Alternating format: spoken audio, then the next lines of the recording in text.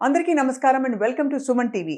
ఆధునిక యుగంలో ఒకే వైద్య విధానంలో అన్ని జబ్బులకి పరిష్కారం ఉందా అంటే అది చాలా పెద్ద ప్రశ్న. ఎందుకంటే ఇవాళ రోజుల్లో అందరూ కోరుకునేది ఇంటిగ్రేటివ్ అప్రోచ్, అంటే పురాతనమైన పద్ధతులు, పురాతనమైన జ్ఞానంతో పాటు ఆధునిక టెక్నాలజీని జోడించి మనిషికి కావాల్సిన కంప్లీట్ వెల్నెస్ ని ప్రసాదించే మార్గాలు ఎన్నెన్నో వచ్చాయి. అటువంటి ఇంటిగ్రేటివ్ అండ్ హాలిస్టిక్ మెడిసిన్ లో ఒక 14 సంవత్సరాలుగా విపరీతమైన పరిశోధన చేస్తూ దాదాపు 10-12 వేల మంది పేషెంట్లకి ఎన్నో వ్యాధుల నుంచి విముక్తి కల్పించి, ఫర్ ఎగ్జాంపుల్ ఆయుర్వేదం, న్యాచురోపతి, సుజోక్, కైరోపాక్టర్, ఇంకా అనేక అక్యుపంక్చర్ లాంటి క్లిష్టమైన చాలా అరుదైన వైద్య విధానాల్ని కూడా నేర్చుకుని అవి ఒక వైద్య విధానంగా ఇంటిగ్రేటివ్ అప్రోచ్తో పాటు పేషెంట్స్కి అందించడంతో ఇవాళ చాలామంది పేషెంట్స్ వారి వద్దకే వెళ్తున్నారు. ఏ ట్రీట్మెంట్ కావాలన్నా కూడా, starting from diabetes, liver disease, pain management, weight loss, hair loss, skin problems, thyroid disorders, ఇంకా చెప్పుకుంటూ పోతే అనేకం. ఇవాళ మనతో పాటు ఉన్నారు ఈ ఇంటిగ్రేటివ్ అప్రోచ్లో నిష్ణాతులు, 14 years ఎక్స్పీరియన్స్ ఉన్న డాక్టర్ జ్యోత్స్న తేజ రామిశెట్టి. వారితో మాట్లాడబోతున్నాం. వారి ప్రయాణంలోని సంక్లిష్టమైన కేసెస్ ఏమిటో తెలుసుకుందాం. Jyotsna garu, welcome to Suman TV. నమస్తే మేడం.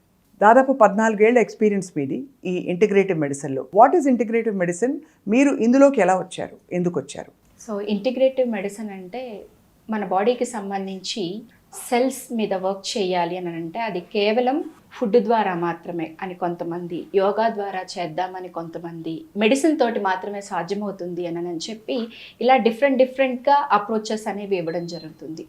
కొంతమందికి హోమియోపతి బెటర్గా ఉంటుంది, కొంతమందికి ఆయుర్వేద బెటర్గా ఉంటుంది. అంటే ఒక సైన్స్ తప్పు, ఒక సైన్స్ గొప్పది, ఒక సైన్స్ తక్కువ అని కాదు.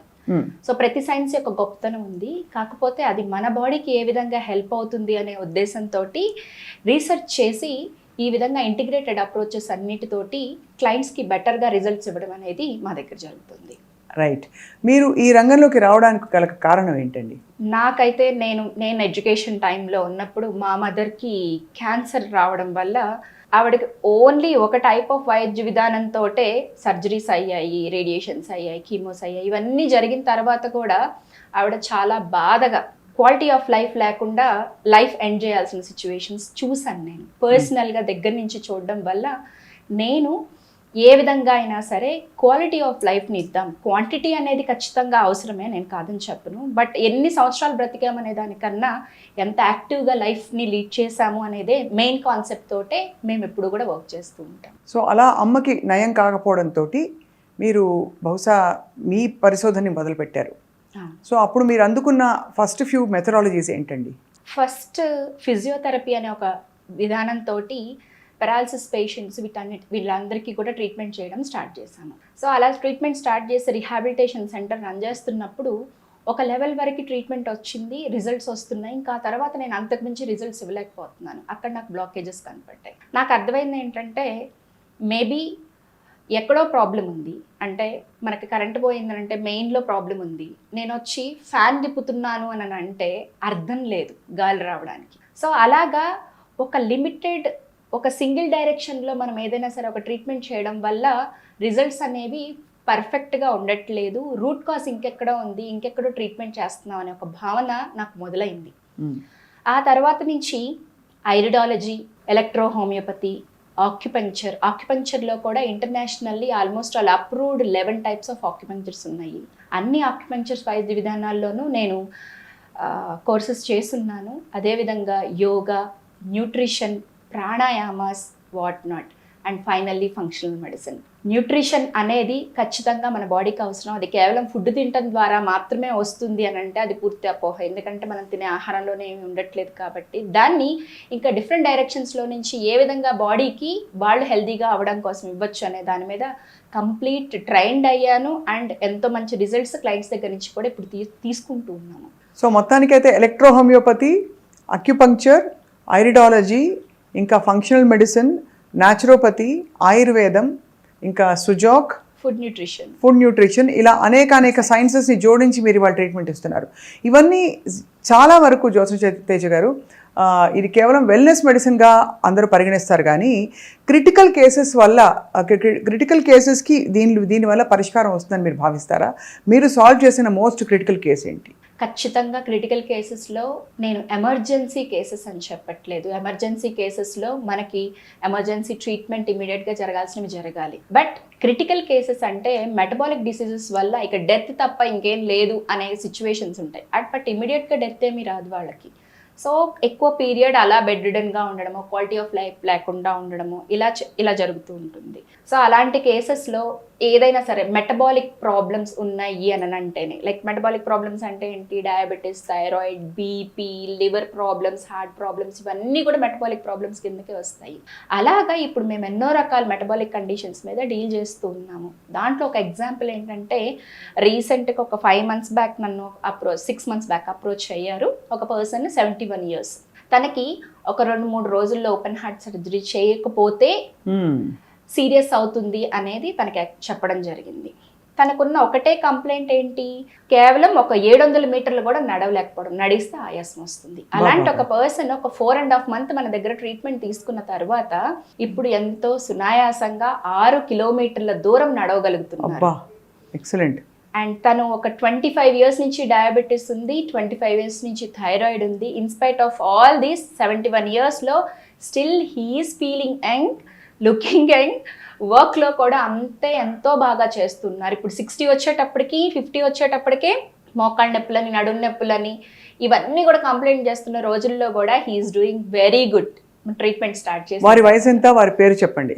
71 సంవత్సరాలండి. ప్రసాద్ గారు తను. ప్రసాద్ గారు. సో వారికి ఇప్పుడు మీరు చేసిన ట్రీట్మెంట్స్ ఏంటి జ్యోత్స్న గారు? తనకి మేము ఇంటిగ్రేటెడ్ అప్రోచెస్లో ఓజోన్ థెరపీ ఇచ్చాము, ఐవీ న్యూట్రిషన్ ఇచ్చాము, ఆక్యుపంక్చర్ ఇచ్చాము. సో ఫుడ్ని న్యూట్రిషనల్ వాల్యూస్ తోటి ఏ విధంగా తీసుకోవాలి అనే దాని మీద కంప్లీట్గా ట్రైన్ వాళ్ళ పిల్లలందరికీ కూడా ఆ విధంగా ట్రైన్ చేయడం జరిగింది.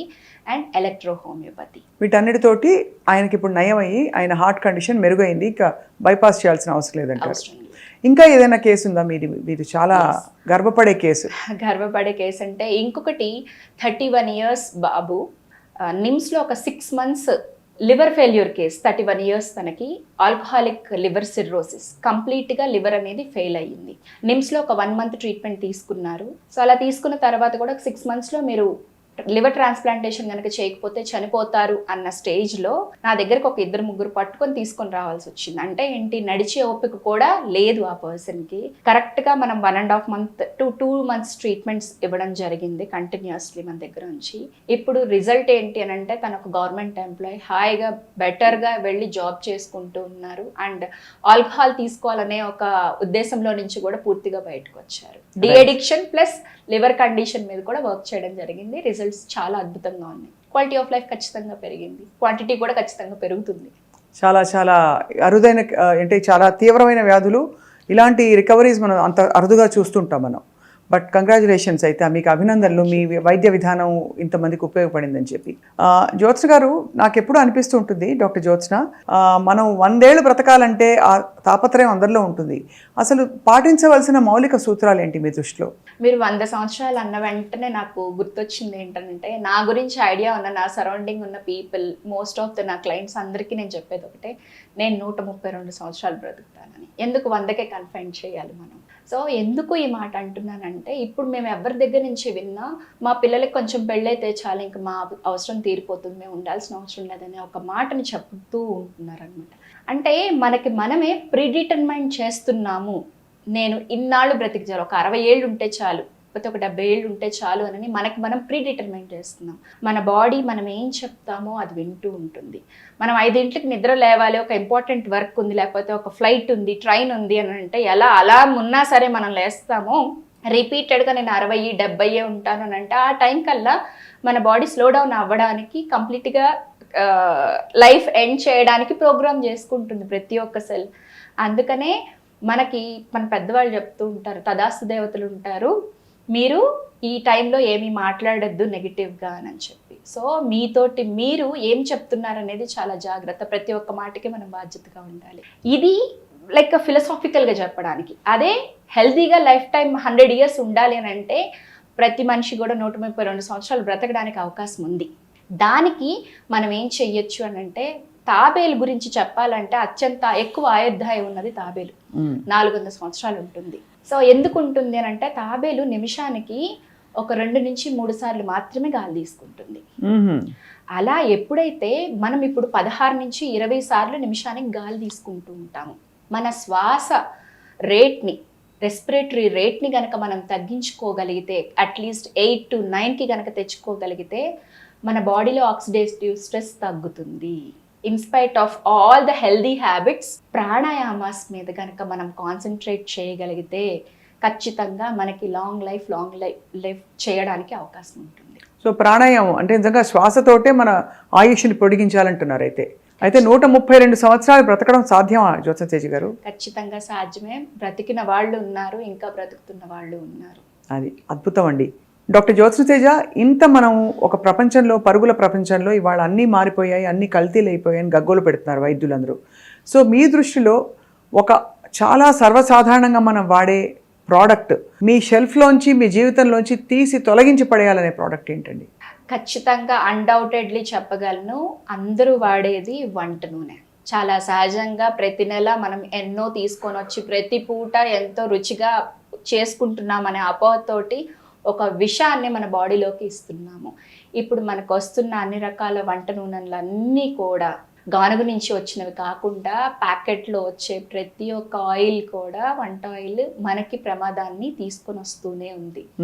సో ఆహారాన్ని నేను మంచిగా చేసుకుంటున్నాను, ఇన్ని రకాలు తిన్నాను, ఇంత హెల్దీగా తిన్నాను అంటున్నారు. మీ ఆయిల్ చేంజ్ చేయకుండా మీరు ఎన్ని చేంజ్ చేసినా సరే 80% మన హెల్త్ మనం తీసుకునే ఫుడ్ మీదే ఆధారపడి ఉంటుంది. అండ్ అది ఖచ్చితంగా అది ఆయిల్లోనే ఉంటుంది కాబట్టి ఖచ్చితంగా ఆయిల్ తోటే కలిపి అంటే ఆయిల్ లేకుండా మన ఏ వంటకాన్ని, మన సౌత్ ఇండియన్ వంటకాన్ని దేన్ని ఊహించలేము ఆయిల్ లేకుండా. సో అలాంటి ఆయిల్ విషయంలో ఖచ్చితంగా అందరూ కూడా జాగ్రత్త తీసుకోండి. ఒక మధ్య తరగతి కుటుంబీకులు ఎవరైనా సరే ఆలోచించేది ఏంటంటే, నా వంట నూనెని కనుక మార్చడం వల్ల నాకు ఇంత బడ్జెట్ పెరుగుతుంది అంటారు. అది 10 ఏళ్ల తర్వాత మీరు హాస్పిటల్కి వెళ్ళే బడ్జెట్ని చాలా తగ్గిస్తుంది అంటాను నేను. అది కాబట్టి ఇది ఒక పెట్టుబడి లాంటిది మన ఆరోగ్యంలో. సో కొంచెం 100 రూపాయలు ఎక్కువైనా తగ్గించుకోండి నూనె వాడకం, కానీ పిచ్చి నూనె మాత్రం వాడకండి అంటున్నారు. నిజంగా మంచి నూనె అంటారు, అక్షరాల మంచి నువ్వుల నూనె కానీ లేదు, మీరు అన్నట్టు పప్పు నూనె, రకరకాల మనకి వింటూ ఉంటాం కదా. ఎనీథింగ్ కోల్డ్ ప్రెస్డ్ అంటారా? ఎనీథింగ్ కోల్డ్ ప్రెస్డ్, బెస్ట్ వెన్న ఉంటుంది, తర్వాత నెయ్యి ఉంటుంది, తర్వాత కోకోనట్ ఆయిల్ ఉంటుంది. ఈ మూడిటి తర్వాత మనకి వుడ్ ప్రెస్డ్ ఏదైనా సరే మంచిదే. చాలా బాగుంది జ్యోత్స్న గారు. సో మీరు మీ అపారమైన అనుభవంలో మీరు చాలా టెక్నిక్స్ అవలంబిస్తూ ఉంటారు క్యూర్ చేయడానికి. ఇవాళ మాకు ఒక ప్రాక్టికల్ డెమో ఇస్తారని చెప్పి మేము ఆశిస్తున్నాం. మీరు కైరోప్రాక్టర్ కాబట్టి నాకు ప్రస్తుతం మెడ పట్టేసిందంటే మీరు ఎలా దాన్ని సెట్ చేస్తారో మా ప్రేక్షకులకు చూపించగలుగుతారా? ఖచ్చితంగా. రైట్. వావ్, చాలా బాగుంది జ్యోత్స్న గారు, చాలా రిలీఫ్ వచ్చింది. సో ఇది కాకుండా ఈ అక్యుపంక్చర్ నీడిల్స్ అంటారు కదా, అది నొప్పెడుతుందండి. ఒక సూదిని కంప్లీట్గా మీరు లోపలికి గుచ్చేసి అసలు వాళ్ళకి నొప్పి కూడా తెలియకుండా నొప్పి నుంచి అసలు విముక్తులు చేస్తారంటే అర్థం కాలేదు అసలు. ఆక్యుపంక్చర్లో నీడిల్స్ని యూస్ చేసి ట్రీట్మెంట్ ఉంటుంది. ఎందుకనంటే అది ఆక్యుప్రెషర్ పాయింట్స్ని మనం టచ్ చేయాలి అని అంటే, స్టిమ్యులేట్ చేయాలంటే నీడిల్స్ అనేది చాలా అవసరం. అయితే పెయిన్ ఉంటుందా అంటే రైట్ టెక్నిక్ని కనుక యూస్ చేయగలిగితే ఖచ్చితంగా పెయిన్ అనేది మనం ఎక్స్పీరియన్స్ చెయ్యము. సో ఇవి నీడిల్స్ అండి? ఇవి నీడిల్స్.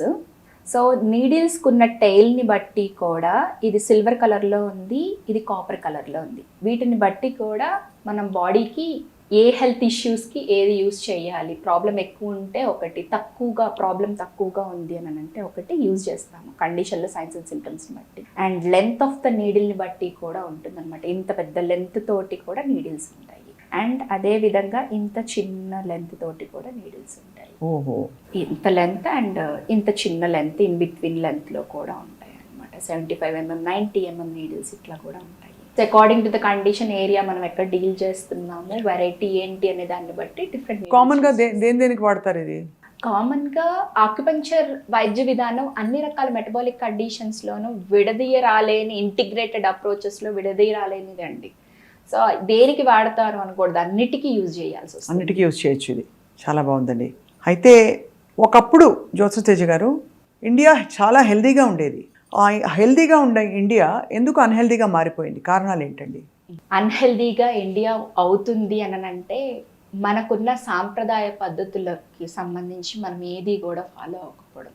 ఫర్ ఎగ్జాంపుల్, చీరకట్టు వల్ల మన గర్భసంచికి సంబంధించిన హెల్త్ బెటర్ అవుతుంది. యూటరస్లో, ఓవరీస్లో ఎగ్స్ మంచిగా రిలీజ్ అవుతాయి. పొద్దున్నే మనం నిద్ర లేచి పూజ చేసేవాళ్ళమి. నిద్ర లేచి పూజ చేయడం అని అంటే ఇళ్ళు శుచి శుభ్రంగా పెట్టుకోవడము, అప్పుడు దేవుడి దగ్గరికి వెళ్ళడం అనేది ఉంటుంది. అంటే మనం సెల్ఫ్గా బాడీని క్లీన్ చేసుకునే విధానం ఉంది. అండ్ దేవుడికి మనం పెట్టే ప్రతి పలహారం కూడా మన బాడీకి హెల్దీనెస్ని ఇచ్చేది, న్యూట్రిషియస్ వాల్యూస్ ఎక్కువగా పెంచేదే ఉంటున్నాయి. అండ్ ఈ రోజున మనం యూజ్ చేసే వస్త్రాలు, జీన్స్ ప్యాంట్స్ అవ్వచ్చు, టీ షర్ట్స్ అవ్వచ్చు, ఇవన్నీ కూడా మగవాళ్ళలో అయితే స్పర్మ్ ప్రొడక్షన్ని తగ్గించేస్తున్నాయి, ఆడవాళ్ళలో అయితే ఫర్టిలిటీ రేట్ని తగ్గించేస్తూ ఉన్నాయి.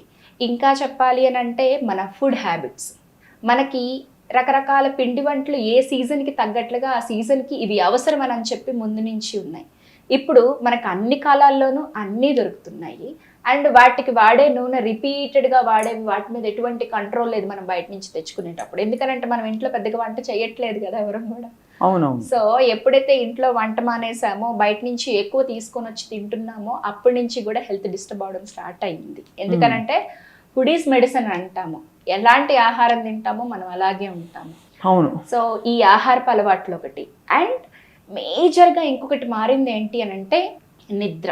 మనకు తెలుసు early to bed early to rise అని చెప్పి. ఈ రోజున ఎన్ని గంటలకి మనం నిద్ర లెగుస్తున్నాము? సో మన బాడీకి ఆర్గాన్ క్లాక్ ఉంటుంది. రాత్రిపూట 1 నుంచి 3 మధ్యలో కనుక మనం డీప్ స్లీప్లోకి కనుక వెళ్ళకపోయినట్లయితే మనం ఎంత మంచి ఆహారం తీసుకున్నా సరే మన లివర్ అనేది డిస్టర్బ్ అవుతుంది. సర్కేడియన్ రిథమ్ అని ఈ మధ్య అందరూ కూడా చెప్తూ ఉన్నారు కదా. అవును, అవును. అలాగే ఎర్లీ మార్నింగ్ నిద్ర లేచి చిన్న ప్రాణాయామం చేసి, కొంత వాకింగ్ చేసి, గట్ మొత్తం అంతా క్లియర్ చేసుకోవడం వల్ల కూడా బెటర్గా ఉంటుంది. ఇలా ఈ సైకిల్ ఎప్పుడైతే డిస్టర్బ్ అవుతుందో మన గట్ కూడా డిస్టర్బ్ అవుతుంది. గట్ డిస్టర్బ్ అయ్యింది అని అంటే గట్ అండ్ బ్రెయిన్ కనెక్టివిటీ ఉంటుంది. సో అందువల్ల బ్రెయిన్ కూడా సరైన థాట్ ప్రాసెస్లో ఉండదు. మనం చేసే వర్క్లో ఖచ్చితంగా క్వాలిటీ తగ్గుతుంది. ఇలా ఎన్నో రకాల పారామీటర్స్ మనం మన పూర్వీకుల నుంచి తీసుకున్నది కాకుండా ఇప్పుడు పాశ్చాత్యంగా మనం ఏదైతే తీసుకుంటూ ఉన్నామో అది మన కాలమానానికి, మనకున్న క్లైమాటిక్ కండిషన్స్కి వీటికి కూడా సెట్ అవ్వదు. ఫర్ ఎగ్జాంపుల్ ఫుడ్ ఖచ్చితంగా వెస్ట్రన్ ఫుడ్ మీరు అంటున్నారు. వెస్ట్రన్ ఫుడ్ ఈ రోజున పిజ్జా, బర్గర్స్ తినని వాళ్ళు ఎంతమంది ఉన్నారు చెప్పండి. సో అది మేజర్ ఇష్యూ ఉంటుంది. సో వాటన్నిటిలోనూ ఫ్రీ గ్లూకోజ్ అవైలబుల్గా ఉంటుంది. ఫ్రీ గ్లూకోజ్ అవైలబుల్గా మైదా ఇవన్నీ కూడా అవైలబుల్గా ఉన్నాయనంటే మన బాడీలో రిమైనింగ్ వైటమిన్స్ అండ్ మినరల్స్ అన్నీ కూడా పూర్తిగా డౌన్ అయిపోతూ ఉన్నాయి. ఒక చిన్నది ఏంటంటే మనము ఒక షుగర్ మాలిక్యూల్ని తీసుకుంటే మన బాడీ దాన్ని మెటబలైజ్ చేయడానికి 56 మాలిక్యూల్స్ ఆఫ్ మెగ్నీషియం కావాలి. ఓహో. సో ఎప్పుడైతే మెగ్నీషియం ఇలా ఖర్చు అయిపోతూ ఉంటుందో అట్లీస్ట్ మనం బయట నుంచి సోర్స్ అన్నా చేయాలి. మెగ్నీషియం రిచ్ మనం ఏమి తీసుకోవాలి. సో మెగ్నీషియం సోర్స్ చేయకపోవడం వల్ల మెటాబాలిజం పడిపోతుంది. ఖచ్చితంగా పడిపోతుంది. నిద్ర డిస్టర్బ్ అవుతుంది, హార్ట్ రిథమ్ చేంజ్ అవుతుంది, యాంగ్జైటీ వస్తాయి, ఇవన్నీ కూడా వస్తాయి. సో డైరెక్ట్ గా షుగర్ మనల్ని ఏం చెయ్యదు. ఈ షుగర్ ఇండైరెక్ట్ గా మిగతా న్యూట్రియంట్స్ అన్నిటిని కూడా అబ్జార్ప్షన్ ని తీసేసుకుంటుంది, పూర్తిగా అదే వాడేసుకుంటుంది. అది మెటబలైజ్ అవ్వాలి కదా. సో అలాగా డిఫరెంట్ పారామీటర్స్ అన్ని కూడా ఉన్నాయి. అందుకనే ఫుడ్ ఎలా తింటున్నామో అనేది ఖచ్చితంగా జాగ్రత్తగా చూసుకోవాలి. అందుకే హెల్దీగా ఉన్న ఇండియా ఇప్పుడు అన్హెల్దీగా మారిపోయిందంట. ఖచ్చితంగా, నో డౌట్. ఫైనలీ డాక్టర్ జ్యోతితేజ గారు, మీరు మీ ఆరోగ్యం కోసం మీరు ఆహ్లాదంగా, అందంగా, ఆనందంగా ఉండాలంటే ఏం చేస్తారు? నేను నా ఆరోగ్యం కోసం ప్రతి 3 నెలలకు ఒకసారి కూడా బేసిక్ సర్వీసింగ్, మన కార్కి, మన దగ్గర ఉన్న వెహికల్స్కి మనం ఎలా సర్వీస్ చేయిస్తామో అలాగా ప్రతి 3 నెలలకు ఒక్కసారి కూడా మన బాడీకి బేసిక్ మెయింటెనెన్స్ అనేది ఉంటుంది. డిటాక్సిఫికేషన్ ప్రొసీజర్స్ ఉంటుంది, ఓజోన్ థెరపీస్ ఉంటాయి, ఫ్యూ ఐవి ట్రీట్మెంట్స్ ఉంటాయి. ఇవన్నీ కూడా నేను ఖచ్చితంగా తీసుకుంటాను. ప్రతిరోజు నా టేబుల్ మీద గమనిస్తే లెమన్ వాటర్ ఉంటుంది, దాంతో పాటుగా వైటమిన్ సి ట్యాబ్లెట్ ఉంటుంది. సో నేను ఇది వాడతాను, అది వాడతాను. ఎందుకనంటే నాకు తెలియదు నేను తీసుకునే లెమన్లో ఎంత న్యూట్రియంట్ వాల్యూ నాకు వస్తుందని. అలాగని సహజంగా దొరికే వాటిని నేను డినై చేయలేను, టాబ్లెట్స్ తీసుకుంటున్నానని. సో సహజంగా ఉండే వాటిని మనం ఫాలో అవ్వాలి, న్యూట్రాసిటికల్స్ తీసుకోవాలి. అండ్ ఎర్లీ మార్నింగ్ ఖచ్చితంగా నిద్ర లేవాలి. ఇది ఎవరో ఫోర్స్ చేస్తే మనం చేసేది కాదు. మనకు అవేర్నెస్ వచ్చి నేను మారాలి, నా బాడీ బెటర్గా ఉండాలని ప్రతి ఒక్క మనిషి అనుకోవాలి. సో నేనైతే ఖచ్చితంగా ఎర్లీ మార్నింగ్ నిద్ర లెగుస్తాను, మెడిటేషన్ ఖచ్చితంగా చేసుకుంటాను, ఎక్సర్సైజ్ పార్ట్ ఉంటుంది. ఇవన్నీ కూడా నా రొటీన్లో ఉండేవన్నమాట. దాంతో పాటుగా నేను కొంచెం ఎక్కువ ట్రావెలింగ్ చేస్తాను. ట్రావెలింగ్ చేస్తున్నాను అని అంటే ఎక్కడ ఎలాంటి ఫుడ్ దొరికినా సరే తీసుకోను. ఒకవేళ నేను బయటికి వెళ్ళినప్పుడు తీసుకోవాలంటే మోస్ట్లీ ఫ్రూట్స్ని ఆప్షన్గా తీసుకుంటాను. నైట్ 6 తర్వాత ఖచ్చితంగా ఫుడ్ ఏమి తినకుండా ఉండడం కోసం ప్రయత్నం చేస్తాను, కాన్వెంట్ సిచ్యువేషన్స్లో మాత్రమే. And daily 2 meals a day అనే దాన్ని ఎవరైనా సరే ఫాలో అవ్వగలిగితే మితంగా ఆహారం ఆరోగ్యాన్ని ఇస్తుంది అనేది ఖచ్చితంగా అందరూ తెలుసుకోవాల్సిన విషయం. ఆ మితంలో కూడా quality of vitamins and minerals ఉండేటట్లుగా versatility ఉండాలి, మితంలో హితం ఉండాలి ఖచ్చితంగా. అది అప్పుడు మీరు అలా పాటిస్తూ మీరు మీ ఆరోగ్యాన్ని కాపాడుకుంటూ వస్తున్నారు. చాలా ఒక అందమైన ప్రపంచం మీ ప్రపంచం, ఎందుకంటే యూఆర్ ఇంటూ వెల్నెస్ అండ్ మనిషి శరీరం, ఆత్మ, మనసు అన్నీ కలిస్తేనే మనిషి, కేవలం శరీరం మాత్రమే మనిషి కాదని నమ్ముతారు. కాబట్టి మీరు ఆ హాలిస్టిక్ హీలింగ్తో, మీ ఇంటిగ్రేటివ్ అప్రోచ్తో చాలామందికి నయం చేశారు డాక్టర్ జ్యోతి తేజ గారు. We wish you all the very best. And ఇంకా మరిన్ని విషయాలు మనం ఈ ఛానల్లో, మీ ఛానల్లో ప్రతి వారం ఒక టాపిక్, అందరికీ ఇష్టమైన టాపిక్ ఇంటర్వ్యూ మాట్లాడి మీతో బోల్డ్ విషయాలు మీ నుంచి తెలుసుకుని మేము పోస్ట్ చేయబోతున్నాం. With your permission. Thank you very much for the opportunity Swapna garu. Thank you అండి. నమస్తే.